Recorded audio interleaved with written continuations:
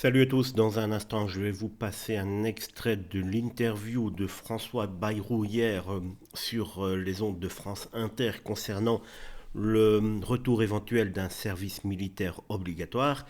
Écoutez bien, je dis bien écoutez bien, après on en reparle, mais est-ce que vous avez véritablement compris quelque chose à ce qu'il voulait dire? Vous Le, parlez du le service caractère, civique? le Mmh. caractère obligatoire d'un service, ça impose des sanctions si ce service n'est pas rempli.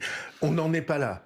Je pense que l'idée de construire en vue d'avoir des réserves opérationnelles, une partie de la classe d'âge pour qu'elle soit instruite de tout ce qui est intervention, mise en place de secours.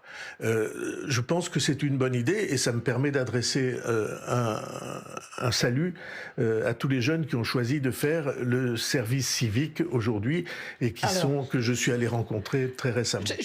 Sérieusement, vous avez compris un truc? Moi, une fois de plus, j'ai rien compris.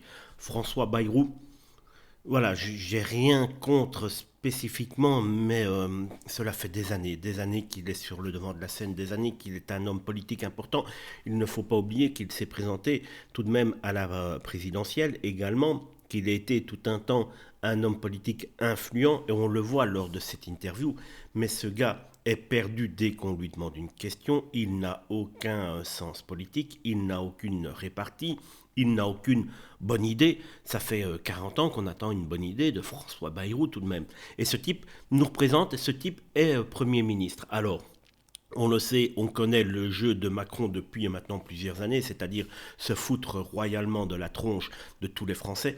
On sait très bien qu'il a mis François Bayrou pour faire chier un plus grand nombre de Français, mais tout de même, c'est devenu un petit peu scandaleux de se faire représenter par des gens pareils. Et ce qui me choque le plus, on le voit ici, c'est que François Bayrou, le gars, il ne devrait même pas passer à la télévision puisqu'il est incompétent pour tout. Ce gars est Premier ministre et l'on continue à respecter les lois, on continue à respecter ces gens et il n'y a aucune rébellion à part quelques commentaires à gauche ou à droite, que ce soit sur Twitter, sur Facebook, mais il n'y a aucune véritable rébellion et moi c'est ce que je ne comprends pas dans cette histoire, c'est que les Français sont devenus tellement fatigués par tout ce qui leur arrive qu'il n'y a plus aucune réaction à rien. Et je trouve véritablement cela très dommageable.